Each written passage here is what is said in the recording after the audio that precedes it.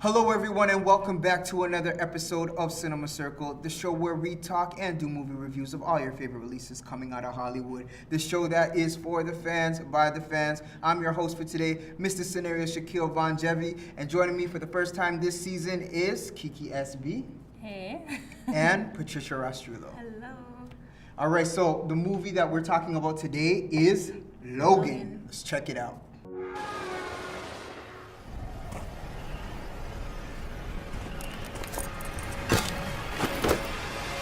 No. No. No.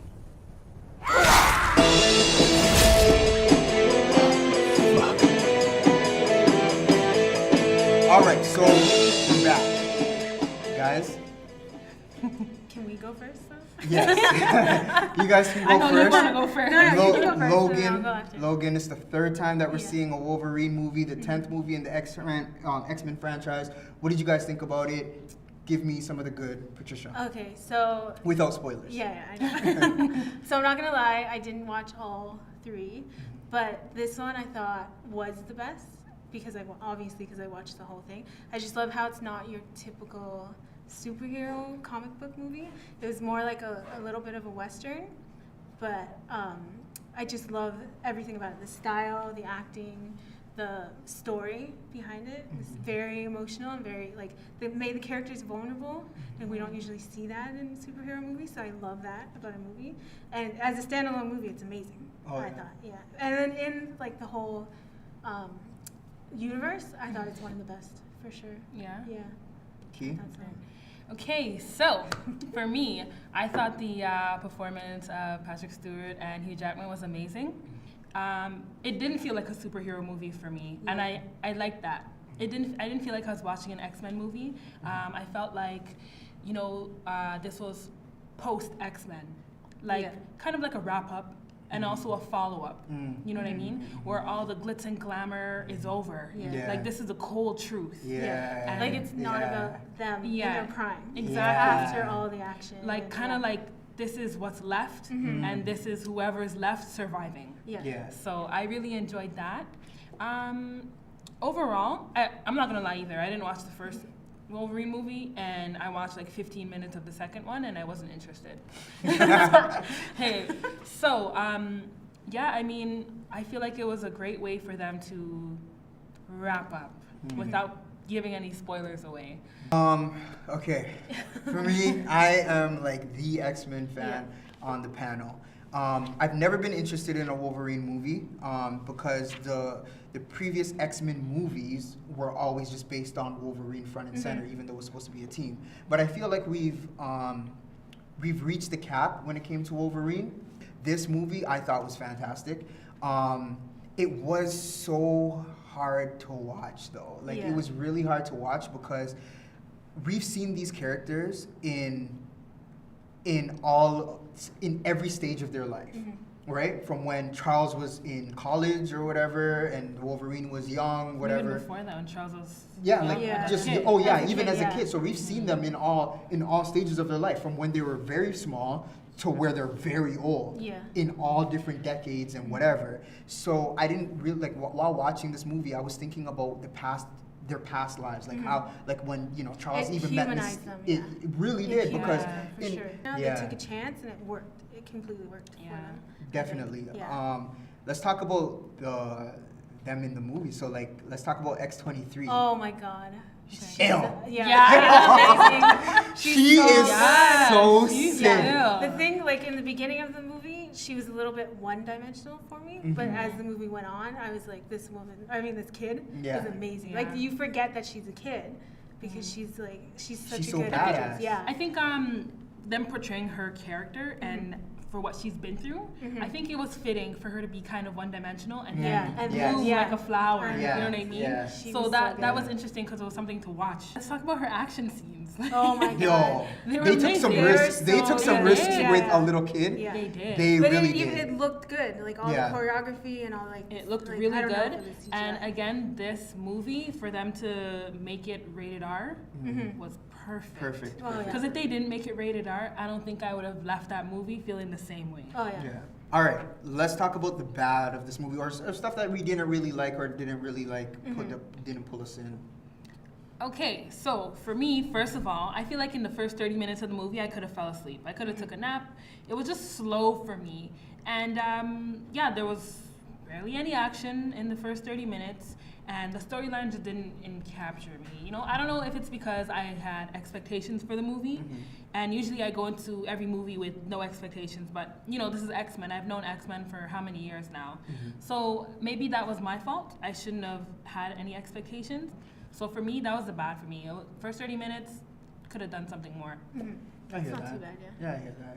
Yeah. Yep. Okay, without any spoilers, the ending, like the very ending, I think they could have went a little bit more.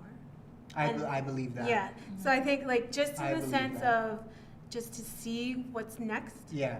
they should have. I think they could have done that in the movie, and it would have made it that much better because then it shows us a whole new Yeah. genre. I believe I that. agree with Yeah. that too. So I think at the end I was just like, that's it. I think we need a little bit more, but that's the only thing. But if it's a little bit more, I really feel like it's just really a little, yeah. Like I have a little specific bit like more. one scene and that's Yeah, it. I think they that's it. specifically ended it like that Yeah. for a very Yeah. smart reason, though. Yeah. That's what I think. Yeah. Yeah. For me, I don't have much bad. I'm gonna say the villains weren't. You know, one thing with Fox is that they've always took care of the villains when it comes to their Yeah. X-Men movies. This time they didn't, and I feel Yeah. like they did it for good reason. Because they concentrated. Because they on- concentrated on yeah. Wolverine, Professor X, X-23, and even in the slightest Caliban. Caliban, yeah. Even in the slightest, even though we've only seen Caliban once before this, which in Apocalypse, but they even concentrated on that, and they wanted to build on that relationship, and Yeah. I feel like it worked for this, right? So the villains weren't all that compelling. They had a motive, but you know, whatever. Yeah. All right, so let's get into our verdict, our overall feelings of this movie, where we think it can go, if we rank it in our top. There's been 10 X-Men movies. Do we rank it in our top 3, top 5? Where does it fit? And yeah, so. No, let's start with you. I I really want Yeah? to hear where you, Or where Yeah? do you want stand. us to go? Okay, so because they show too much Wolverine, I don't care for Wolverine because I already got everything that I needed from Wolverine, but I really didn't get everything I needed from Wolverine until this movie. This movie, I got what it was supposed to be, Yeah. and I realized how much I really cared for Wolverine because I hated seeing my boy like that, and I realized he's my boy forever. So you know what I mean? Yeah. The whole arc of the X-Men, I feel like they've done such a great job. Like, not all the movies are the best, but I feel like on a whole in building characters that you can relate to and love, I feel like they did such an amazing job with that, and I really realized that in this movie. Because this is, again, what you said, this is like, the rest of them are just done. Like, and Yeah. this is what's left, and this is where they are now. Yeah. And it's like, they're like, you know, like they're a dying breed, and that was perfect.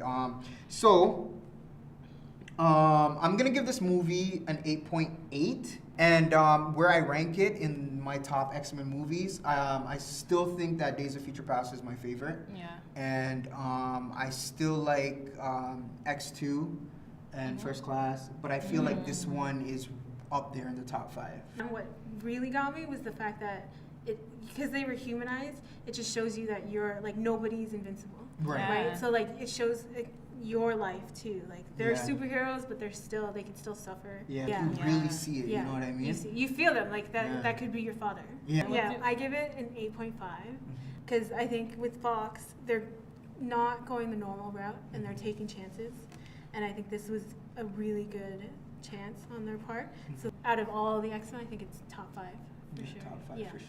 top 5. Okay, so for me, I thought that it was a good movie. I mean, it brought all the elements that I wanted to see, especially giving me a sense of closure, and especially in letting me know where they were in time. Oh yeah. Because X-Men has always had a problem with showing us where they are, where the hell they are in time. Yeah. Like, where are you guys? Yeah. So this definitely let us know where they were, what had happened, how everything has kind of fallen apart. Yeah. I mean, people Everybody's are dead. Yeah. You know what I mean? Yeah. And it gave me closure. I'm gonna give this movie an 8.5 as well. Oh yeah. You know, it was real. This movie was too real. It was Yeah, real it was stuff. real, yeah. It was It real. was too real. Like, it had me in the theater, like, tearing up. Yeah. I'm Yeah, like, that's what I'm I'm getting saying. my Like, sleep that at was night. like, yeah, like Yeah. it was hard. In That- terms so- of the X-Men universe, Days of Futures Past was my number one.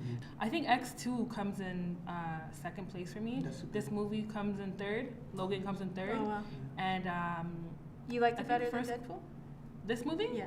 I like this Yeah, I did. Yeah. I did. It had more substance. Yeah. Yeah, that's Yeah, that's that's- what it is. It's the substance. Yeah. Okay, so all right, that will do it for this episode of Cinema Circle. Kiki. Don't forget to follow us on Instagram at cinema_circle. And if you have any questions or if you just want to contact us, you can send us an email at cinemacircle1@gmail.com. All right, so from everyone here at Cinema Circle, stay blessed and always keep it 100.